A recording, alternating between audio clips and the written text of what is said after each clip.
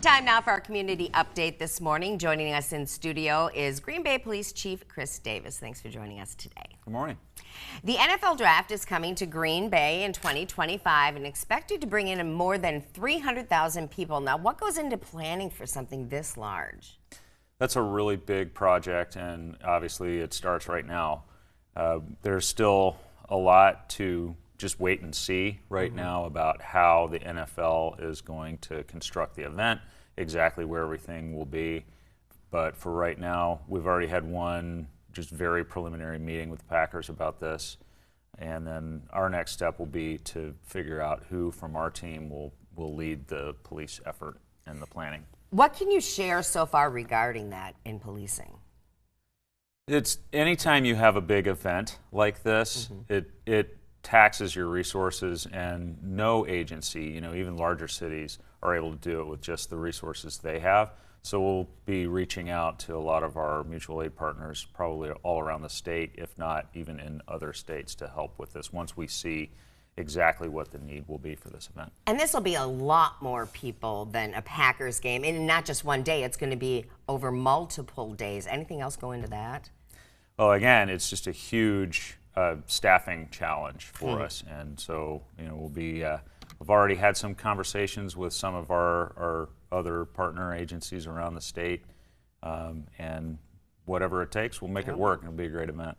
Now, you received some grant funding to increase police presence in downtown Green Bay. What can the public expect? So we're using some of the money that we got from the state as part of its Safer Communities grant for increased community policing efforts in downtown, specifically bike and foot patrols over the summer. Every summer we experience a higher call volume and more need for our service in downtown.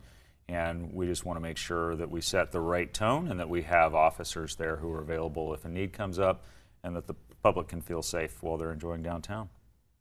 So let's switch gears again. The city is seeing a rash of car vandalism. What are you seeing, and how many so far? We're seeing a rash of cases where car windows are shot out, probably with a BB gun, and we're actively working on that case. We have seen some more of those just in the last few weeks, but we do encourage the public that if you know anything about this, to give us a call, and so we can figure out who's behind it. Now, you've increased the Crime Stoppers reward for that. We have for a limited time, and you always want to be a little bit careful and not say exactly when the deadline is, so somebody waits right up to the end. But the point is, if you know something about this, give us a call and let us know, and you can be eligible for a pretty good reward.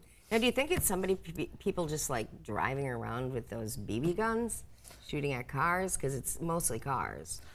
Probably. It's something that seems like it happens very quickly, and the suspects are out of the area very quickly as well. One thing that really helps is if you're unlucky enough to be the victim of one of these crimes, if you can narrow down as specifically as you can when that happened.